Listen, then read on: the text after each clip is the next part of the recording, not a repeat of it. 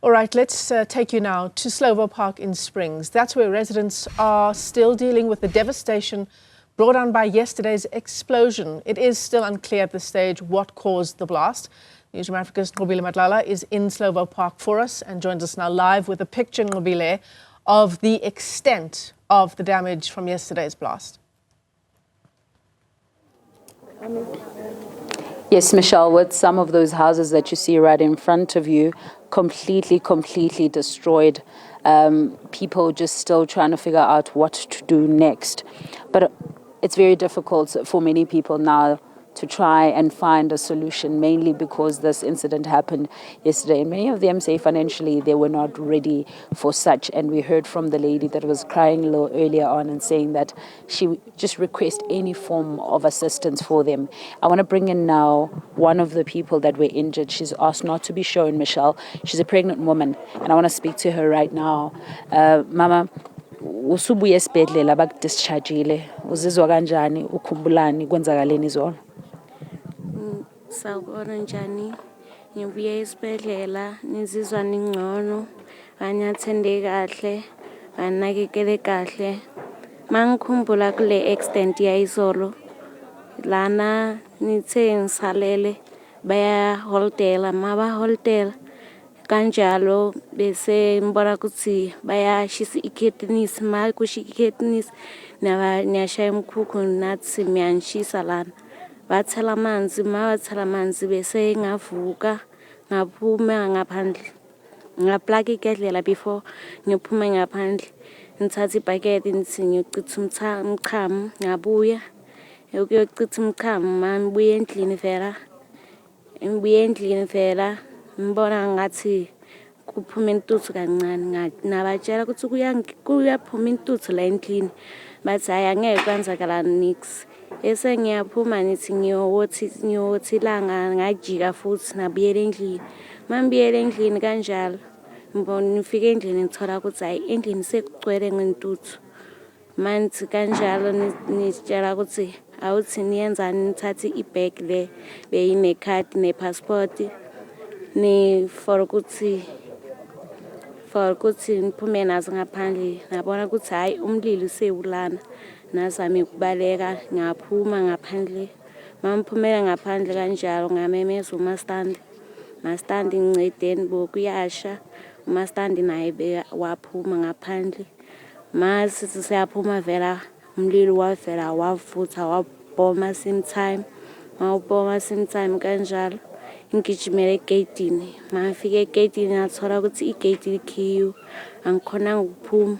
Umfana lo beka holdela nalo umfana munye ngamazi igama lakhe bajump imiri bawele kumakhelwane bakhona ukuphuma nomastandi naye wajump imiri waphumela kuwawele kumakhelwane wakhona ukuphuma.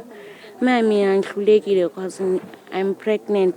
Mangiceda lapho ngiyamemeza umastandi wajika nalo munye umfana lo babuyela emuva bazama ukuzonginceda manje mama ugcine bathini esibhedlela bathi right esibhedlela bathe ngi right nomntana u right.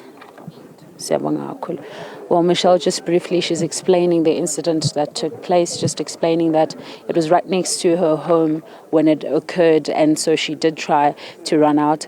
Unfortunately, she couldn't run, mainly because she's heavily pregnant, but at least in the hospital, they said she's all right. She's got a little bit of scarring, which she has because of the explosion that took place. And I want to bring in now a neighbor here to speak to us. Izolo kube into enzima kakhulu. Umuzi ulimele nifisa kwenzakaleni manje nisaba ukuthi kwenzakaleni.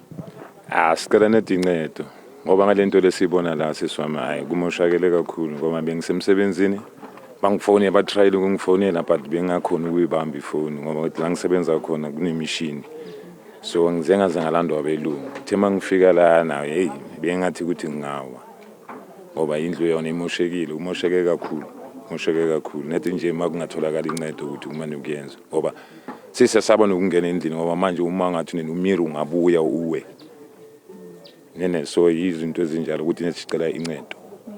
Lento le eqhumele baba niyayazi ibizwa ngani?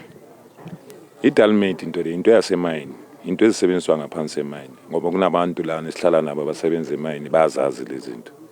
Ngoba namaphoyisa bazikhiphile baletha nezinja la bazikhipha lezi zinto ezinye ezisele bezingakaqhumi satholakala manje so into ebisicela nje incedo ngoba i-disaster lento i-disaster sesiwami into engayisho ngithi nathi nje sicela incedo incedo nje into esingayithola nje akukho kunye. Right, no, siyabonga. That is one of the people that have been affected. And I want to show you, Michelle, because these are the houses that he's talking about. This is the damage that he's talking about. But this far beyond this, there's other homes that have no windows now. The furniture has also been completely affected. So there's that concern. What happens next? What do they do without TV? What do they do without their cupboards? What do they do without food at this case? Because they're worried that maybe something else will happen afterwards. Their houses at this point also are not in a good condition. They could potentially fall. That's what he's explaining. And also this lady that is heavily pregnant, Michelle, she has nothing left now. And she was explaining to us a little earlier on before we spoke that also she had some of the baby clothes that have now also burnt. They're not here. So she's concerned about that too. So.